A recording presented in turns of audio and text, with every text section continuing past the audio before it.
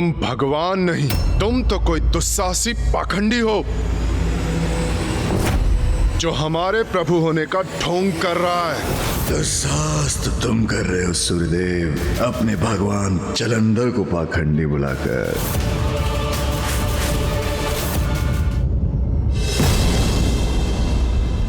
स्वामी, मैंने कहा था ना आपसे कि सभी देवता आपसे भेंट करने अवश्य आएंगे।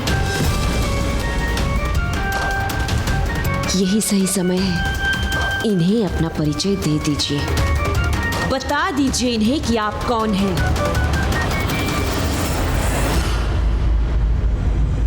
उचित कह रही हो वृंदा, महादेव नहीं, सर्वश्रेष्ठ जलंधर हूं मैं, जलंधर हूं मैं, जलंधर हूं मैं।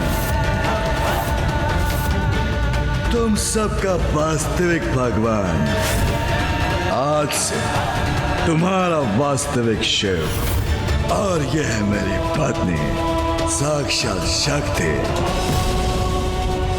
जलंधर, तो इसी को लेकर प्रथम पूज्य गणेश जी, ब्रह्मदेव और ऋषि अगस्त ने महादेव से अपनी चिंता व्यक्त की थी। और यह है वास्तविक कैलाश, जो आज तक संसार की दृष्टि से छिपा हुआ था। किसने बनाया इन्हें शिव और शक्ति? ये हो क्या रहा है यहाँ? विश्वास नहीं हो रहा ना तुम्हें, किंतु इसमें तुम्हारा कोई दोष नहीं। उस मायावी शिव ने अपनी शक्ति दिखाकर, अपना क्रोध दिखाकर तुम्हारे मन में भ्रांति उत्पन्न कर दी, और तुम उसका विश्वास करने में विवश हो गए, अंधे भक्त बन गए। साधारण देवता हो ना, भूल करना तुम्हारी पहचान है, किंतु तुम्हारा भगवान होने के नाते तुम्हारे सभी दोष, सभी भूल क्षमा करने के लिए तैयार हूं। किंतु उसके लिए तुम सबको मेरी शरण में आना होगा। इसका दुस्साहस तो सभी सीमाएं लांघ चुका है। ओम जलंधराय नमः, ओम जलंधराय नमः, ओम जलंधराय नमः का जाप कर यज्ञ की आहुति दो। बंद करो ये अनर्गल प्रलाप। कल तुम्हारा जन्म हुआ है और आज तुम महादेव का स्थान लेने चले हो। अद्वितीय मूर्खता है ये। तुम्हें ज्ञात भी है कौन है महादेव? अनादि अनंत अविनाशी है महादेव। हमारे, तुम्हारे और सभी के भगवान है महादेव। शिव को भगवान मानना तुम्हारी विवशता थी, समझ सकता हूं मैं, किंतु अब तुम्हारा वास्तविक भगवान तुम्हारे समक्ष खड़ा है। चिंता मत करो, मैं सगोरी शिव से तुम्हारी रक्षा करूंगा। बस मेरी पूजा करो, मेरा मंत्र जपो, मुक्ति पा जाओगे उस मायावी शिव की माया से।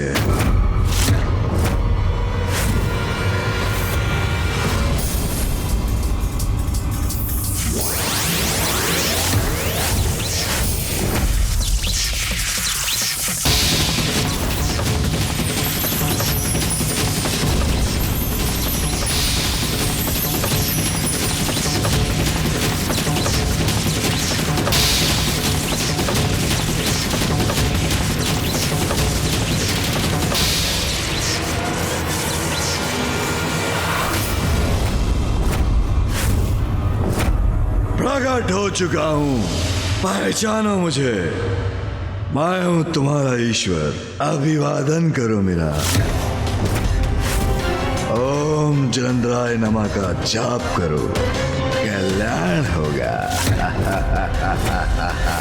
जाओ, जाकर मंथन करो, अपने भीतर का सत्य उजागर करो, और लौटकर मेरे शरणागत बनो। उसी में तुम्हारा उद्धार निहित है।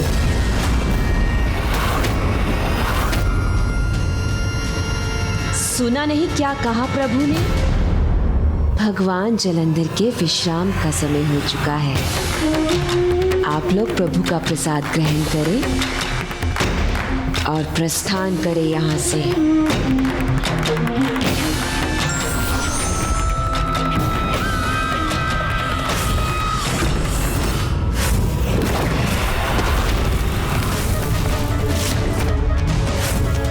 सेविका,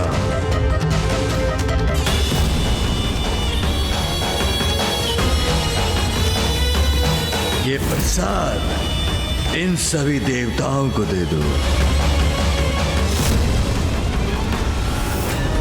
ओम जलंधराय नमः, ओम जलंधराय नमः, ओम जलंधराय नमः, ओम जलंधराय नमः, ओम जलंधराय नमः, ओम जलंधराय नमः। ये प्रसाद और भगवान जलंधर के चरणों के पुष्प प्राप्त कीजिए। हटाए सब जगह को।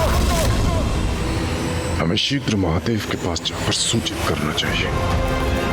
कौन है ये पंडित जो इतना दुस्साहस कर रहा है? अब महादेव ही समाधान करेंगे इस समस्या का, वो ही दंडित करेंगे इसे।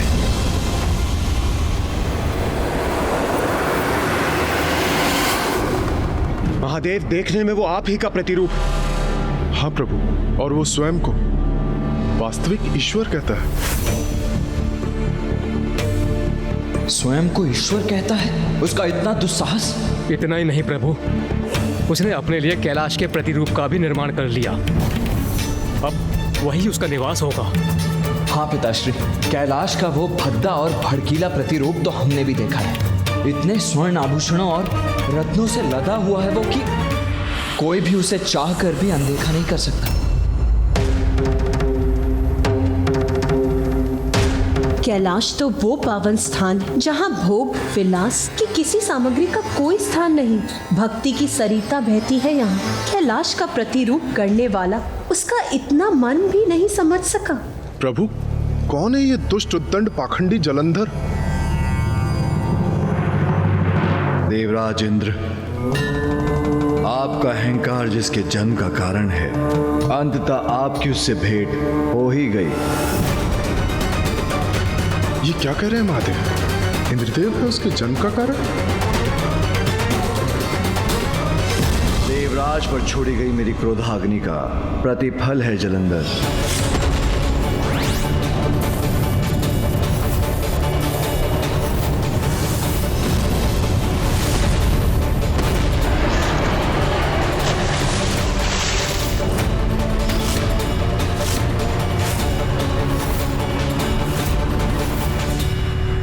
किंतु आप सभी उसके किस कृत्य से इतने चिंतित हैं? पिताश्री समझ क्यों नहीं रहे हैं? वो उन्हीं से स्पर्धा करने का अपराध कर रहा है। पिताश्री अभी भी संकट को गंभीरता से क्यों नहीं ले रहे? किंतु प्रभु, वो जो कर रहा है वो अत्यंत गंभीर है। स्वयं को भगवान कह रहा है। तो क्या हुआ देवराज? स्वयं को भगवान कहता है तो कहने दीजिए। कुछ भी कहने से असत्य क्या सत्य हो जाता है? संसार मुझसे ही जन्म पाता है और अंत में मुझ में ही समा जाता है। सर्वज्ञात है मेरा ये सत्य, इसलिए असत्य कितना भी कोलाहल मचा ले, किंतु सत्य को लेश मात्र भी प्रभावित नहीं कर सकता। पिताश्री, असत्य का गहन अंधकार व्याप्त होने पर भी सत्य का प्रकाश अवश्य उजागर होता है, किंतु असत्य संसार को भटकाता है और विनाश का, पीड़ा का एवं कष्ट का कारण बनता है। पिताश्री, जलंधर को यदि रोका ना गया तो उसके इस असत्य का दुष्प्रभाव अवश्य होगा। प्रभाव होगा, अवश्य होगा। जब सभी देवता शिव के स्थान पर आपकी प्रार्थना करेंगे तो शिव पर भी इसका प्रभाव अवश्य पड़ेगा। पिताश्री, मेरा विचार है कि समस्या अभी जन्म ले रही है और समस्या के आरंभ में ही उसका अंत करना उचित है। किसी का भी स्वयं को भगवान घोषित करना बहुत बड़ा अपराध, किंतु ये जलंधर की प्रारंभिक भूल है। कदाचित इसीलिए महादेव उसको दंड न देकर सुधरने का अवसर देना चाहते हैं। हमें सावधान रहना होगा प्रभु, क्योंकि शिव और उसके परिवार वाले आपको एक बहुत बड़ी समस्या घोषित कर अपने मायावी और कपटी उपायों से आपका अंत करने का प्रयास करेंगे। किंतु देवताओं पर शिव का एकाधिकार अब आप ही प्राप्त करेंगे, क्योंकि आप अति बलशाली हैं और गुरु शुक्राचार्य ने आपको अष्ट सिद्धियां प्रदान की हैं, जिससे आप अपराजय हो गए हैं और आपका अंत कोई नहीं कर सकता। आज जलंधर स्वयं को ईश्वर की पहचान बताकर अपना स्थान बना रहा है। कल वो अपने इस परिचय का अधिकार भी जताएगा और जिसके लिए वो सबसे उनके अधिकार छीनने का प्रयास भी करेगा। इससे पूर्व कि वो सबके लिए संकट उत्पन्न करे, हमें उसका दमन करना ही चाहिए। यही तो दुविधा है पुत्र। उसने संसार के लिए संकट बनने का संकेत दिया अवश्य, किंतु वो अभी संकट बना नहीं है। संकट है तो समाधान भी अवश्य है। महादेव जलंधर को नष्ट कर इस संकट को जड़ से ही मिटा सकते हैं। हाँ पिताश्री, मैं गणेश से पूर्णतः सहमत हूँ। मैं आपसे निवेदन करता हूँ पिताश्री, अब हम सभी को इस चिंता से मुक्त कीजिए, संसार की सुरक्षा कीजिए, नष्ट कर दीजिए उसे, मिटा दीजिए जलंधर की पहचान को। आप मात्र ईश्वर की पहचान नहीं, आप तो स्वयं ईश्वर हैं प्रिय बलश्रेष्ठ। स्मरण रखिए, महादेव होने का जन्म सिद्ध अधिकार है आपका, और जो भी उसमें बाधा बनेगा उसका दमन कर अपना ये अधिकार स्थापित करना, ये आपका कर्तव्य है। किंतु गणेश, अपने कृत्य से जलंधर ने स्वयं को प्रमाणित कर क्या किया है? मात्र स्वयं को ईश्वर ही तो घोषित किया है उसने। पिताश्री तनिक रुकिए, अब मैं आप सभी को सरलता से एक कथा के माध्यम से समझाता हूँ। आप सभी ने ऊंट और उसके स्वामी की कथा तो अवश्य सुनी होगी। एक बार एक यात्री मरुस्थल के मार्ग से यात्रा कर रहा था। रात्रि हुई तो उसने शिविर लगाया और विश्राम करने लगा, किंतु शीत बहुत थी, जिसके कारण बाहर खड़ा ऊंट बार बार शिविर के भीतर अपना शीश डाल रहा था। ये देखकर उसके स्वामी को उस पर दया आ गई और उसने ऊंट को शिविर में उसका शीश छुपाने की अनुमति दे दी। सर्वप्रथम ऊंट ने अपना शीश भीतर किया, फिर धीरे धीरे अपना शेष शरीर भी भीतर ले जाने लगा और कुछ समय बाद ऊंट तो शिविर के भीतर था और उसका स्वामी शिविर के बाहर।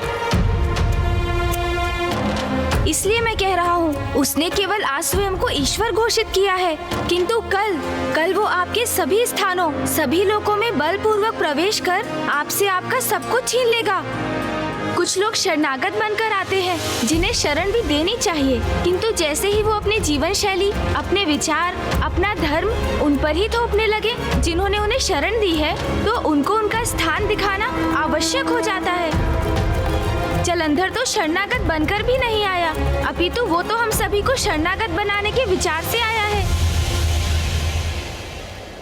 इसलिए पिताश्री, यदि समय रहते हमने जलंधर को नहीं रोका तो वो सबके लिए संकट बनकर उभरेगा।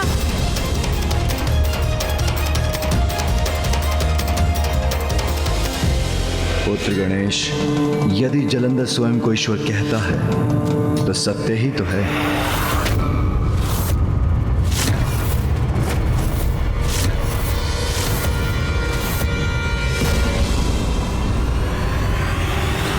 प्रिय बलश्रेष्ठ, सभी देवताओं को आदेश देकर उन्हें अपने समक्ष नतमस्तक होने पर विवश कर दीजिए। उचित कहती है वृंदा। मेरे भगवान जलंधर का तिरस्कार करने का तो साहस करे वो तुझ देवता, ये मुझे कदापि स्वीकार नहीं। अब देवताओं को ज्ञात होगा मेरे बलश्रेष्ठ सबसे श्रेष्ठ हैं, भगवान हैं, वो समस्त संसार को अपने अधीन करेंगे। किंतु कैसे पिताश्री, ये सत्य कैसे है? मेरा अंश तो सभी में है। मैं कार्तिकेय में हूँ मैं उमा में हूँ, प्रत्येक शिला में हूँ, प्रत्येक नदी में मैं हूँ। वायु, जल, अग्नि, पृथ्वी और आकाश अर्थात समस्त सृजन के आधार सभी पंच तत्वों में मैं ही तो हूँ। मैं सूर्य में हूँ, मैं चंद्र में हूँ, संसार के सभी चराचर जीवों में मैं हूँ। और मैं सभी में हूँ तो मैं जलंधर में भी हूँ। मेरा अंश उपस्थित है उसमें, तो वो असत्य कहाँ कह रहा है? किंतु महादेव, नहीं, स्वयं को ईश्वर घोषित करना इतना बड़ा अपराध नहीं कि उसे दंड दिया जाए। मैं अपना निर्णय ले चुका हूं और उस पर सार्थक हूं। जब तक जलंधर कोई ऐसा अपराध न करे जिससे संसार को हानि हो, मैं उसे कदापि दंडित नहीं करूंगा। किंतु महादेव,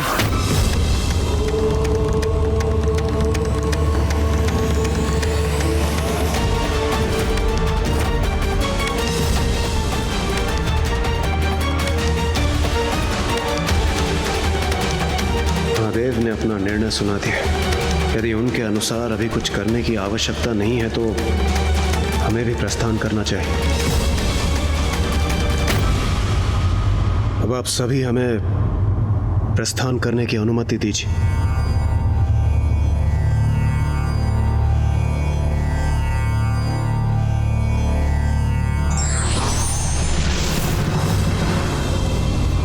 गणेश, यदि महादेव जलंधर को लेकर चिंतित नहीं है तो कदाचित हमें भी अपनी चिंता त्याग देनी चाहिए। अब हमें प्रस्थान करना चाहिए।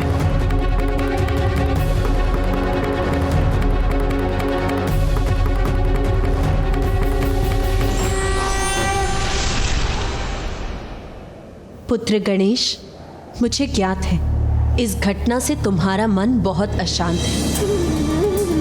जब ये नवीन लोक उत्पन्न हुआ था तब मेरा मन भी बहुत व्याकुल हुआ था, किंतु जैसा कि ब्रह्मदेव ने कहा, यदि तुम्हारे पिताश्री शांत हैं तो हमें भी शांत रहना चाहिए पुत्र।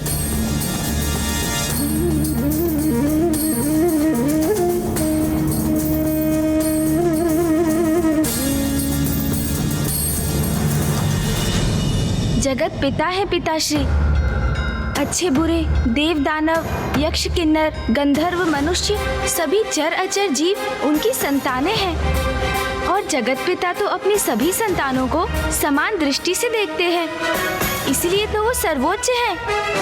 किंतु भैया, मुझे आभास हो रहा है कि जलंधर अवश्य कोई बड़ा महासंकट प्रस्तुत करने वाला है। हाँ भैया, हमें उसके प्रति सतर्क रहने की आवश्यकता है।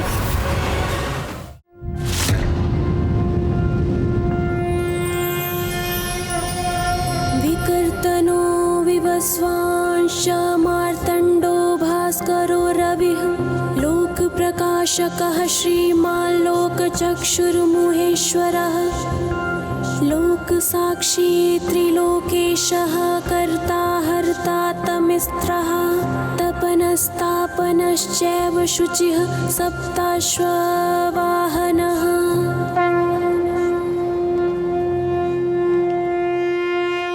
देवी संज्ञा, मेरा दिवस, मेरे कार्य का आरंभ तुम्हारे द्वारा मेरी आरती से ही होता है। स्वामी, जीवन का आरंभ आपसे ही होता है। सभी प्राणी, समस्त प्रकृति, यहाँ तक कि वृक्ष आदि भी अपने जीवन के लिए आप पर ही निर्भर हैं। स्वामी, आपके उदय होने से नवीन दिवस का आरंभ होता है, इसलिए मेरा आपकी आरती करना उचित भी है और मेरा परम सौभाग्य भी। सत्य कहा तुमने प्रिय। अब हमें जाना होगा।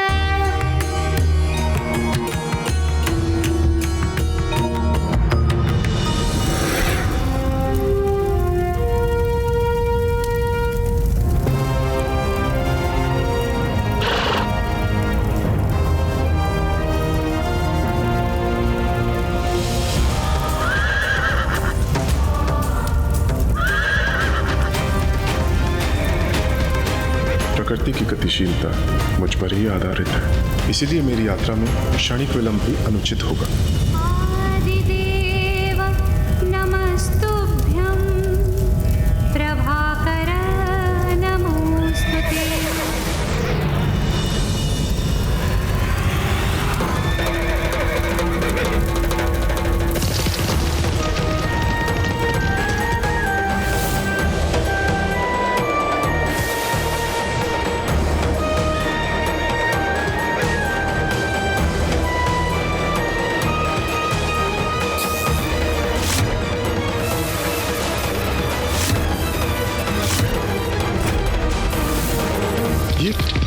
ये क्या आ गया मेरे समक्ष?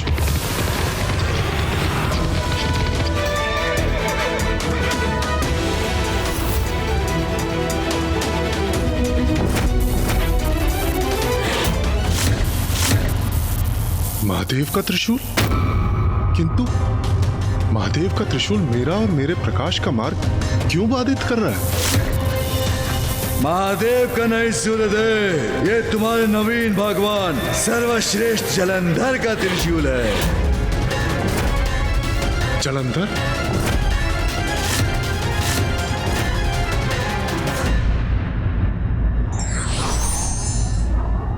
संकट को सामने देख हमें किसी भी प्रकार की शीघ्रता नहीं करनी चाहिए, अपितु सोच विचार कर कोई भी कदम उठाना चाहिए।